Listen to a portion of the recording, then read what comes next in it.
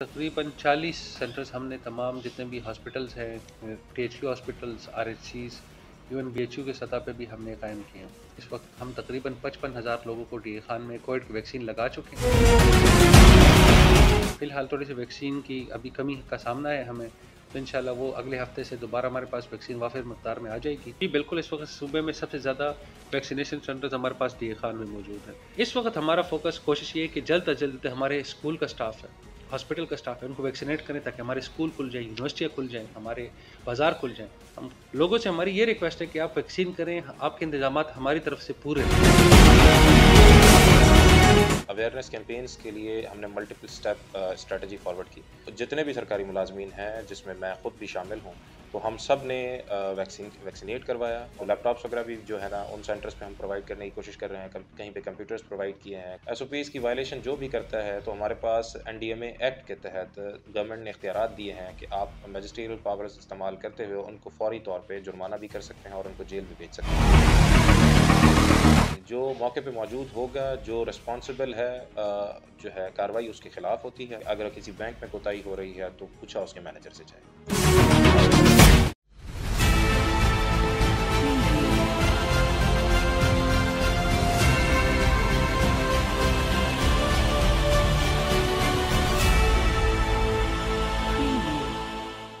बिस्मिल्लाहिर्रहमानिर्रहीम। इस वक्त हमारे पास 2 मास वैक्सीनेशन सेंटर्स हैं, जो एक पुलिस हॉस्पिटल में कायम है और एक आपका रत्ता कुलाची स्टेडियम में। और इसके अलावा तकरीबन 40 सेंटर्स हमने तमाम जितने भी हॉस्पिटल्स हैं, PHQ hospitals, RHCs, even BHU के सतह पे भी हमने कायम किए हैं। इसके अलावा हमारे मोबाइल टीम्स भी जाते हैं, जहाँ पे काफ़ी जिन एरियाज़ में हमारे मिसाल के तौर पे मिल्स हो गए हैं, जहाँ पे हमारे मज़दूर तबका है, जितने में हमारे बाकी लोग हैं, जिन सब के लिए हम लोग मोबाइल टीम्स भी भेज देते हैं। तो इस वक्त हमारे पास तमाम वैक्सीनेशन सेंटर्स पे हमारी कोशिश होती है कि एक तो वैक्सीन मुहैया हो, और वो भी दोनों डोज, और दूसरा जो फैसिलिटी वहाँ पे चूँकि हॉस्पिटल हैं, वैसे भी ऑलरेडी भी उसमें हमारी कोशिश होती है कि वैक्सीन लगाने के बाद कोई आधा घंटा उनको ऑब्जर्वेशन में रखा जाए, तो उसके भी हमने वो चीज़ों को इंश्योर करवाया इस चीज़ के हवाले से। पिछले इस कोविड के वैक्सीनेशन की मुहिम में इस वक्त हम तकरीबन 55,000 लोगों को DA खान में कोविड की वैक्सीन लगा चुके हैं, और डेली के हिसाब से तकरीबन 5,000 लोग हम वैक्सीनेट करा रहे हैं। फ़िलहाल थोड़ी सी वैक्सीन की अभी कमी का सामना है हमें, तो इंशाल्लाह वो अगले हफ्ते से दोबारा हमारे पास वैक्सीन वाफिर मकदार में आ जाएगी। तो दोबारा हम 5 से लेकर आने वाले दिनों में जब थोड़े से हमारे पास वैक्सीन की मकदार ज़्यादा हो जाएगी, हम इसको 10,000 तक डेली हिसाब से पहुँचाना चाह रहे हैं। जी बिल्कुल, इस वक्त सूबे में सबसे ज़्यादा वैक्सीनेशन सेंटर्स हमारे पास DA खान में मौजूद हैं। उसकी वजह ये है कि जी हमारे पास जोग्राफिकल स्प्रेड जिसे कहते हैं, DA खान बहुत बड़ा है, पूरे सूबे में ये दूसरे नंबर का तकरीबन इसकी जो ना वो जो जोग्राफियाई हदूद जिसे कहते हैं, जोग्राफिकल लिमिट से बहुत बड़ा ज़िला है। तो अगर आप किसी एक तहसील हेडक्वार्टर बना लें, तो बाकी एरियाज़ को कवर नहीं कर सकता।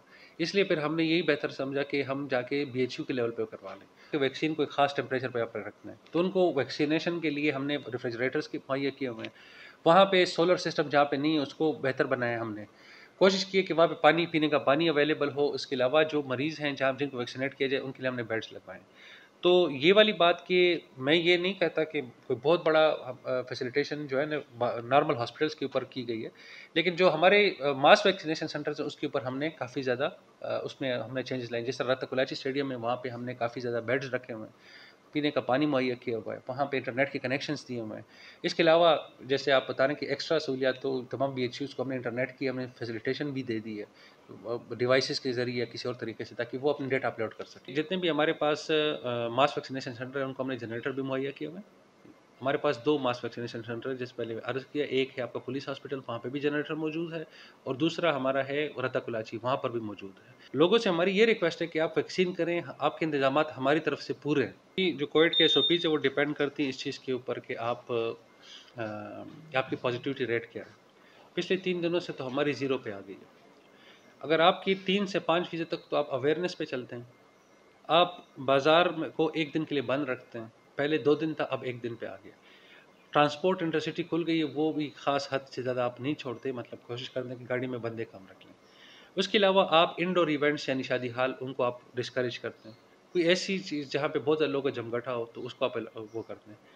इस वक्त हमारा फोकस कोशिश ये है कि जल्द अज जल्द हमारे स्कूल का स्टाफ है, हॉस्पिटल का स्टाफ है उनको वैक्सीनेट करें ताकि हमारे स्कूल खुल जाएँ, यूनिवर्सिटियाँ खुल जाएँ, हमारे बाज़ार खुल जाएँ। हमारी कोशिश ये है कि अब एसओपीज़ चलती रहेंगी और साथ-साथ हमारे वैक्सीनेशन को बूस्ट करें। इस वक़्त चूँकि ये नौबत तब आती है जब आपके साथ लोग ताउन नहीं करते।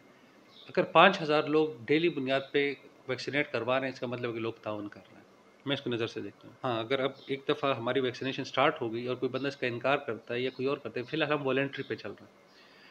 फिलहाल हम वॉलंटरी यानी रज़ाकाराना तौर पे जो वैक्सीन लगा रहे हैं। अगर तो वक़्त के साथ वो तमाम मिसाल के तौर पे हमारे पास जो मिल्स हैं, मिल के तमाम एडमिनिस्ट्रेशन ने लगवा दी है, हमारे साथ ताउन कर रहे हैं। बैंक्स के तमाम लोगों ने अभी तक हमारे साथ ताउन कर रहे हैं। तो अभी तक हमारे पास किसी की तरफ से इनकार या रेजिस्टेंस नहीं आई, इसलिए मैं इस चीज़ के ऊपर इसलिए कमेंट नहीं कर रहा।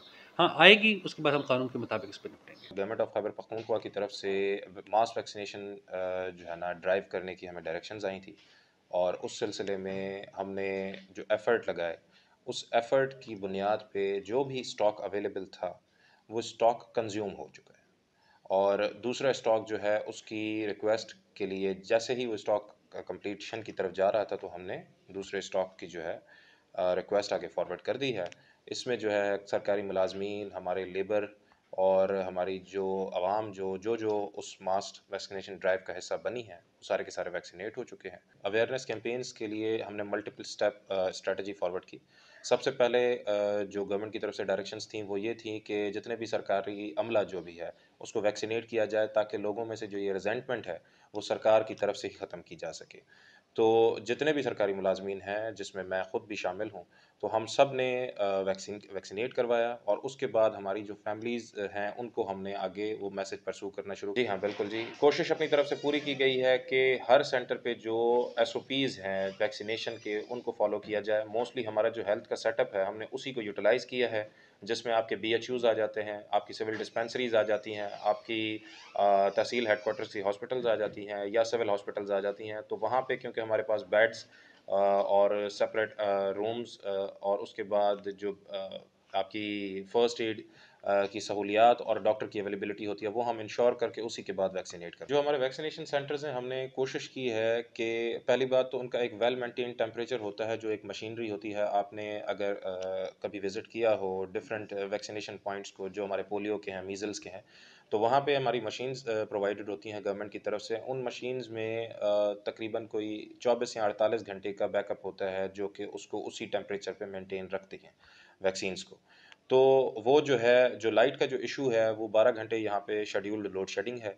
तो अल्लाह खैर करेगा कि ऐसी कोई भी वैक्सीन नहीं होगी जो ज़ाया होगी इस सिलसिले में। अगर कोई मेजर फॉल्ट आ जाता है तो उसके लिए फिर एडिशनल इक़दामात उठाए जाएँ। कोविड एसओपीज़ जो है वो परसेंटेज ऑफ पॉज़िटिविटी के ऊपर जो है वेरी करते हैं। इस टाइम जो डीआई खान की पॉज़िटिविटी है वो 2 से 4 के बीच में है, जिसको हम सेफ़ पॉज़िटिविटी रेंज कंसीडर करते हैं। मोस्टली हालात जो है वो ओवरऑल बेहतर होते जा रहे हैं मुल्क भर में, और डेरा इस्माइल खान में अल्लाह का शुक्र है कि चीज़ें बेहतर हैं। एसओपीज़ की वायलेशन जो भी करता है, तो हमारे पास एनडीएमए एक्ट के तहत गवर्नमेंट ने इख्तियारात दिए हैं कि आप मैजिस्ट्रियल पावर्स इस्तेमाल करते हुए उनको फ़ौरी तौर पे जुर्माना भी कर सकते हैं और उनको जेल भी भेज सकते हैं। जिस तरह से आपने रमज़ान में देखा था कि ईद से चंद दिन पहले जो है पूरे डेरा इस्माइल खान में जो है ना बहुत ज़्यादा रश हो गई थी। तो उन दिनों में यही जो है एनडीएमए एक्ट के तहत हमने जो है ना पुलिस के साथ मिलके एक्शंस लिए। उसमें ना सिर्फ बाज़ार थे, उसमें हर तबका फ़िक्र, जहाँ पे भी हमें रश पाया गया, जहाँ पे भी हमें एसओपीज़ की वायलेशन पाई गई, ठीक है जी, फिर वो बैंक्स हों, फिर वो आपके पार्क्स हों, फिर आपके वो स्विमिंग पूल्स हों, आपके दुकानात हों, आपके मार्केट्स हों, जो भी हों, हमने वहाँ पे जाके उनके खिलाफ एक्शन किया, उनको जुर्माने भी किए, और वो लोग जो रिपीटेडली वायलेशन कर रहे थे उनको जेल भी भेजा गया। नहीं जी, जो मौके पे मौजूद होगा, जो रिस्पॉन्सिबल है जो है कार्रवाई उसके खिलाफ होती है, फिर वो अपने हायर अप्स के साथ पुट अप कर सकता है उस मामले को। जिस तरह से मेरी तरफ से अगर कोई कोताही होती है तो पूछा मुझसे जाएगा, उसी तरह से अगर किसी बैंक में कोताही हो रही है तो पूछा उसके मैनेजर से।